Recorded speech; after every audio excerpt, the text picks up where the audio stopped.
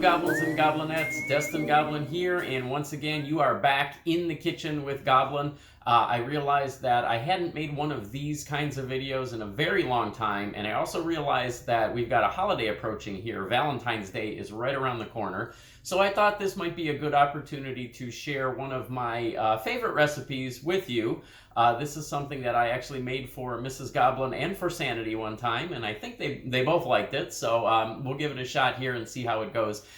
You know, when Valentine's Day hits, a lot of times it's, quite an effort to really get out there and get to a restaurant, get a reservation, fight the crowds. So sometimes it might be nice to just kind of stay in and have a nice romantic dinner with your significant other, and I think this might qualify as that. What I'm going to make today are lobster cheddar waffles. Now, this is not an original recipe. It's not something that I came up with. I actually think Red Lobster had it on their menu at one point for a little while.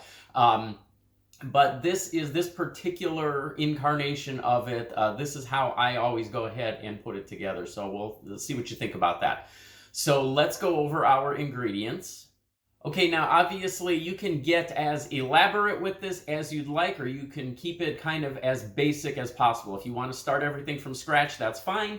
I am actually going to use Red Lobster's Cheddar Bay Biscuit Mix. I find that this is the easiest way to make these. Super simple to do, and you can find these probably in all of your grocery stores right now. These are fantastic, so why mess with perfection? So we're going to use that as our base for our waffles. The only difference with this here is that if you follow the package directions, it's going to tell you to mix your batter mix with 3/4 of a cup of water. We're going to use 1 1/4 cups instead, because we're going to make waffles instead of biscuits, so we'll need a little bit more water in there.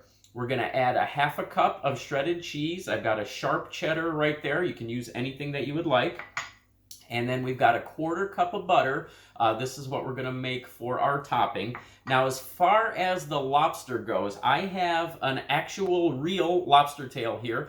Depending on if you want to cut some corners, maybe look for some cheaper options, you can get a canned lobster. You could also use, in a pinch, if you were really, watching your pennies and everything, you could probably also use that artificial crab meat. I think, the flavor might not be as authentic, as great, and certainly not as sexy as a piece of lobster on top of that waffle. But if you do need to cut some corners, there are some options that you can get. This is a 3-ounce lobster tail, and that is about your standard size as far as lobster tails. Okay, there's lots of different ways that you can prepare a lobster tail. You can bake it, you can grill it. We're going to boil it today. That, I think, is the easiest way. Now, the only drawback to boiling is that sometimes you can lose some of the brininess, some of the flavor to the boiling process. So in order to combat that, we're going to add a lot of salt to our water here. And we're going to get this water boiling. You need enough water to cover the lobster tail, and then we're going to boil it for about 1 minute per ounce. And again, that is a 3-ounce lobster tail, so we're just going to boil it for about 3 minutes. I'm going to go ahead and get that started boiling. Okay, we're going to open up our Cheddar Bay Biscuit box mix here. You're going to get a couple of packages inside of here. This is your actual biscuit mix. And then you're also going to get a little packet here of seasonings. This is what's going to make our garlic herb butter that goes on the top of that. We're going to put that aside for later. We're going to go ahead and open up our bag of our mix here. All right, we're going to pour our batter into our bowl. We're going to add our cheddar cheese, and we're going to add our water.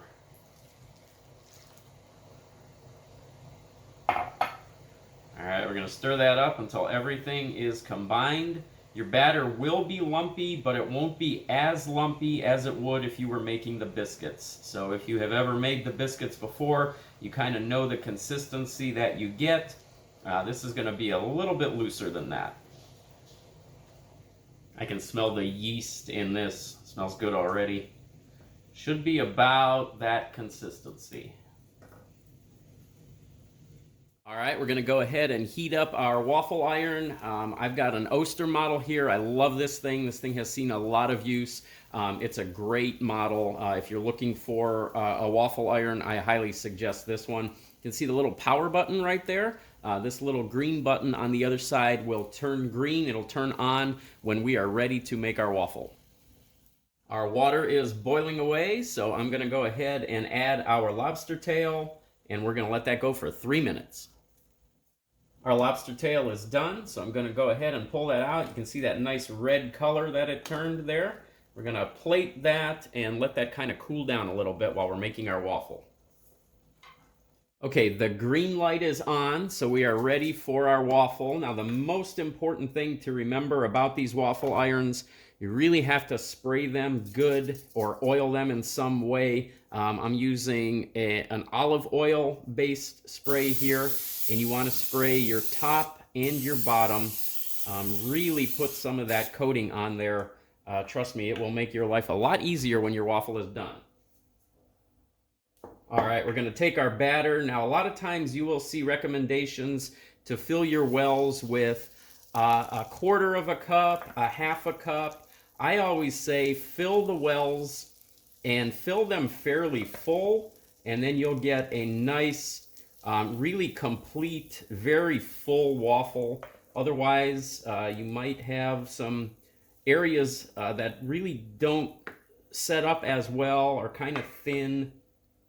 So I would just say go ahead and fill those wells in as much as possible. Kind of spread it out. And then don't worry if there's some overspill. That's what you've got that little plate on the bottom for. Turn your waffle maker over. Now you're going to see some smoke out of there. That is normal. When the smoking stops, your waffle is ready. Or when that green light turns on, your waffle is ready as well.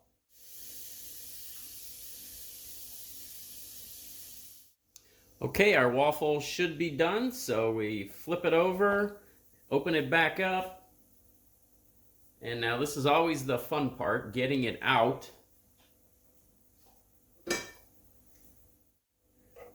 We're going to try to carefully do this without tearing our waffle at all.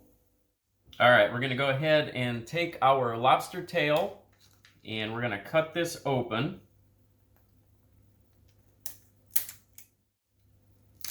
And we're going to kind of crack the ribs on the bottom, kind of get that meat off of the tail.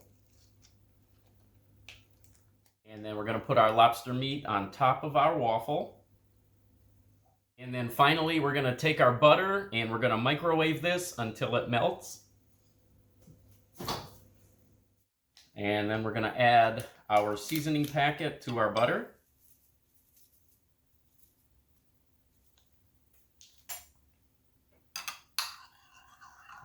Get that all stirred up. And then we'll drizzle some of that butter over our lobster and our waffle. Or you could also just use it for dipping if you would like. Of course, there's going to be some left over here, so we can use that for dipping as well. And there we go. So we've got a savory lobster and cheddar waffle made with Red Lobster's Cheddar Bay Biscuit mix, and we've got a piece of a boiled lobster tail on there.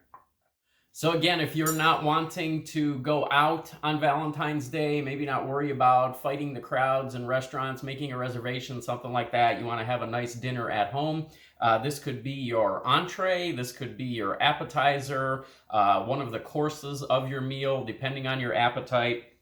Let's give this a shot. Let's see what we've got flavor-wise here. Get a little bit of that waffle, a little bit of that lobster tail. So there we go. Got some of that lobster on there, got some of that waffle.